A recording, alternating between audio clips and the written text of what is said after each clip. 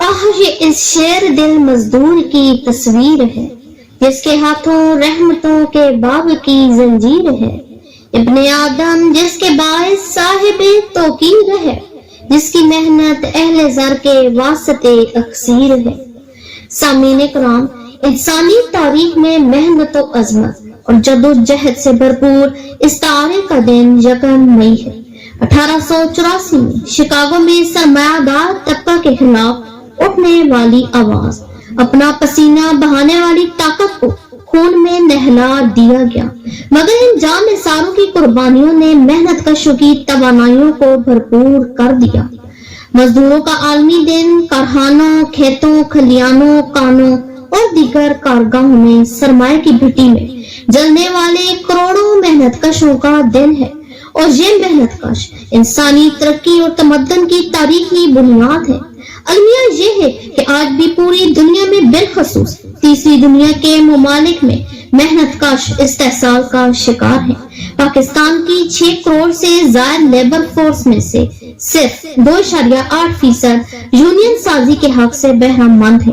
ساتھیوں، ضرورت اس امر کی ہے کہ پاکستان میں صنعتوں کے قیام کو فروغ دیا جائے، جہاں سے سلسلہ روزگار پیدا ہو، ٹریڈ یونین قائم ہو جو محنت کشوں میں حقوق کا شعور بیدار کریں، سرکاری اداروں اور کارخانوں کی ری سٹرکچرنگ کی جائے، محنت کش تنظیموں کی مشاورت سے لیبر قوانین میں ترامیم یا اضافہ کیا جائے، پارلیمان اور میدان سیاست میں مزدوروں کو جائز مقام دلانے کے لیے جدوجہد کرنی چاہیے۔ محنت کش سے ہونے رتی بھر بھی زیادتی انسانی حقوق کی تذلیل ہے، اور پاکستان جو خالصتاً اسلامی نظریاتی مملکت ہے کی ریاست کی ذمہ داریوں میں سب سے اہم ذمہ داری انسانی حقوق کی پامالی کا تدارک ہے۔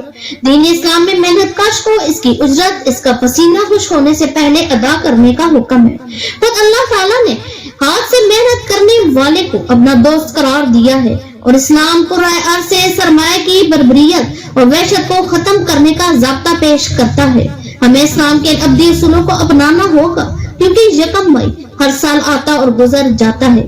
وہ سرمایہ دار طبقہ جس کا اپنا پیٹ تو بھرا ہوا ہے، وہی مزدوروں کے استحصال کا باعث بنا ہوا ہے۔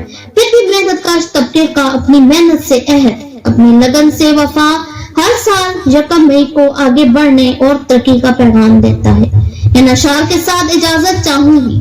تو قادر و عادل ہے مگر تیرے جہاں میں، تو قادر و عادل ہے مگر تیرے جہاں میں، ہے تلخ بہت بندہ مزدور کے اوقات۔ آپ کی سماعتوں کا شکریہ۔